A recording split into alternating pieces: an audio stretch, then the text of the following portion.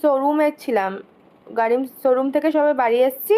ও আমাকে ফোন করে, ওখানে ফোন করেছিল, ওখানে আমি ফোনটা দেখিনি, আমার সাইলেন্ট ছিল বলে। বাড়ি আসার সঙ্গে সঙ্গে ফোন যখন করলাম, ফোন রিসিভ করার পরে ও আমাকে বললো আমি হসপিটালে ভর্তি। আমি বললাম কেন? বলছে কালকে দেখোনি? আমি বললাম একটুখানি দেখেছিলাম, অত আমি ঝামেলা আমি দেখি না, নিজের টেনশনের জন্য। তো আমি যেই ড্রেস পরেছিলাম, আমি নিচে গিয়ে মাকে বললাম, মাম্মাম আমি প্রীতমকে দেখতে যাব, ও হসপিটালে ভর্তি, আমি যাব, আমি জানি না।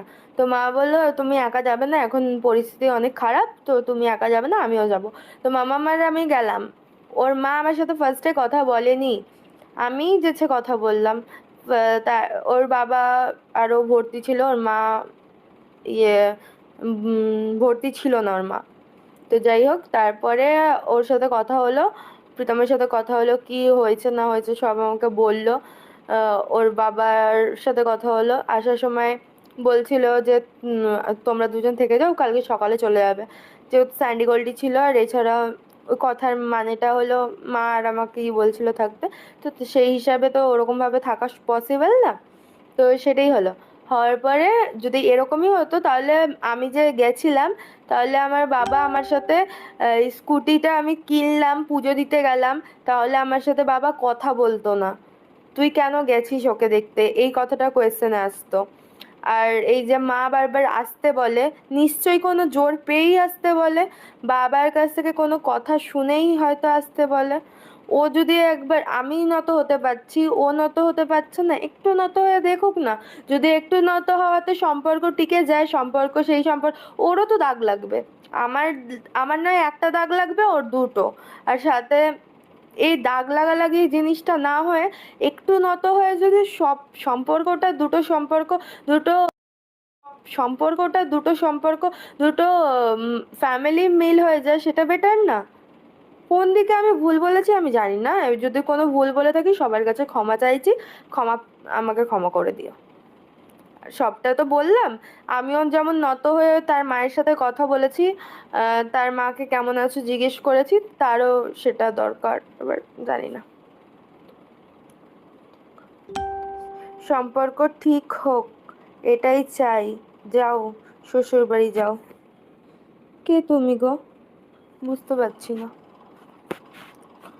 অবশ্যই আমিও তো চাই যে সম্পর্ক ঠিক হয়ে যাক।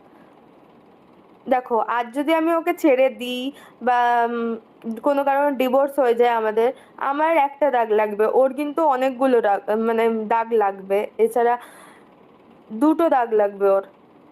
আমি চাই না ওর নতুন করে আবার ওর লাইফে কেউ আসুক, বা ওর পাস্টে আবার আমি হয়ে যাই, পাস্ট দাগটা আমি হয়ে যাই, আমি কখনোই চাই না।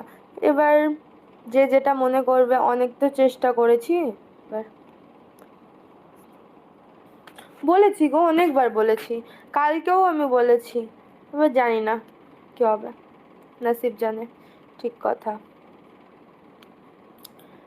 না আমাকে, আচ্ছা, ও কি পারে না আমাকে নিয়ে যেতে? প্রত্যেকবার তো আমি নয় যাই। এবার ওর যখন ওয়াইফ, সেই হিসাবে অধিকার খাটাবে আমার উপর। আমার উপর ওর অনেকটা রাইট আছে, অনেকটা কি পুরোই রাইট আছে অধিকার খাটানোর।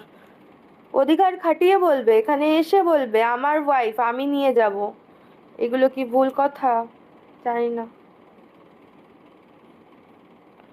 ওর অধিকার খাটানোর রাইট আছে যে আমার ওয়াইফকে আমি নিয়ে যাব। তার কিছুদিন মন খারাপ হয়েছে, বাপের বাড়ি এসছে, থেকেছে, এবার চলো বাড়ি চলো।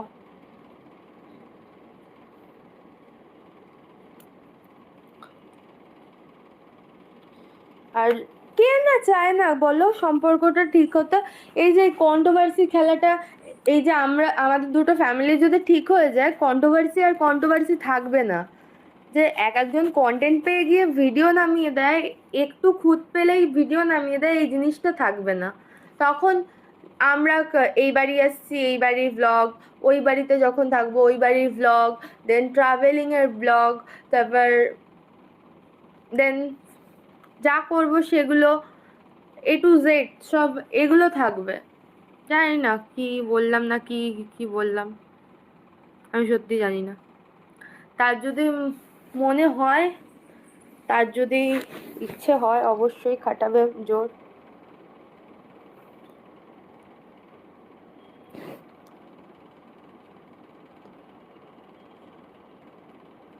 বুঝতে পারলাম না যে কাল কোথায় যেতাম আমি।